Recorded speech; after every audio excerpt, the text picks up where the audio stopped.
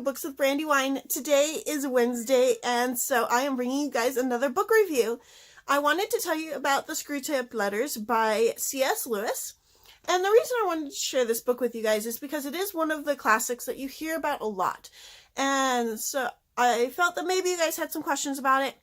I didn't know anything about this book going into it except that it was from the point of view of a demon or devil, I don't remember what he refers to him as, trying to teach his nephew how to seduce humans. It is a very religious book, so if you're not into religious books or if you aren't Christian, then you're probably not going to be interested in this book, but that's okay.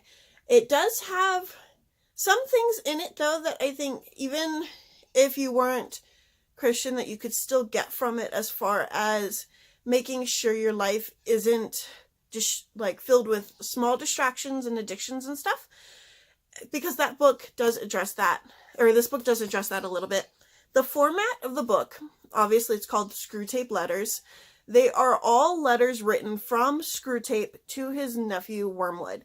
So everything that you see going on as the plot goes along is all written into the letters. They're all from Screwtape's point of view.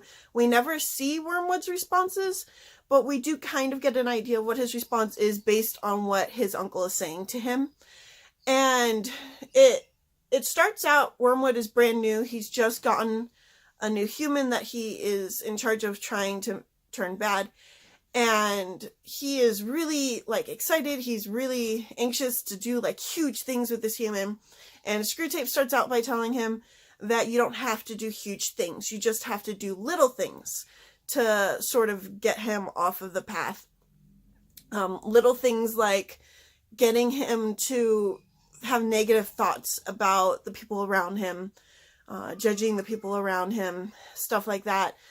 He also has more complicated strategies, or to me they were complicated, like getting people super, super prideful, and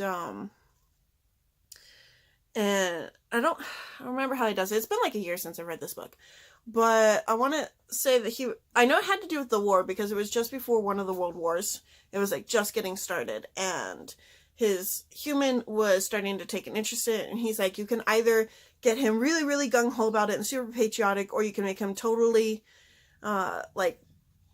against it completely. He's like, either extreme will work. He was definitely telling him how to play those different things. So it was really interesting to see, I thought just the writing itself was really interesting, the way C.S. Lewis did it, the way it was from Screwtape's point of view, the way he still showed us how the plot was moving along through these letters based on his reactions to things, parts where he got mad at his nephew because he wasn't succeeding, and at one point I believe he even threatened to eat his nephew, because they do that, I guess. So I did like that. I liked how it was written. I liked how the plot moved along. I liked that it was thin, so it was a very fast read. It was very different from what I was used to reading, so that was good. And I just liked the fact that I was finally getting to read a book that I had heard so much about, and finally was getting to understand, because that does inspire a lot of my reading choices. If I've heard a lot about a book, I want to read it so that I can understand what people are talking about. And so that was one of my motivations for reading it, and so I did enjoy it. I saved it because I might see myself reading it again in the future, but it won't be soon, because I have so many other books that I want to read, and while it was interesting, it wasn't something that would have me going back to it over and over and over again. It was definitely a book that was interesting to read once, but maybe not over and over again, at least for me. Some people love this book, and I do like C.S. Lewis's writings. As you've seen in my previous videos, I love the Chronicles of Narnia. But this was my first time reading any of his other writings, and so that was interesting for me as well.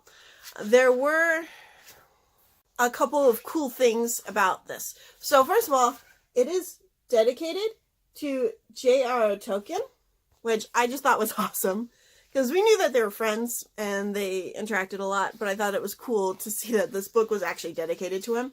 And then another cool thing is that there's a preface, and the preface is C.S. Lewis explaining about these two demons, devils, as if they're real. And he's like, I have no intention of explaining how the correspondence, which I now offer to the public, fell into my hands. So he's basically acting like this is fiction, not nonfiction. So that was interesting. But I liked it. I like this book. I would recommend it to anybody that does have an interest in C.S. Lewis's writing, and especially someone that is Christian, because I think the points that he makes in this book about how you can be tempted to sin, even small, tiny sins, because most of their job wasn't to try and make people do huge sins, but just do tiny sins. So I thought that was pretty interesting. So if you're interested in that, go take a look at it. I will see you guys next time.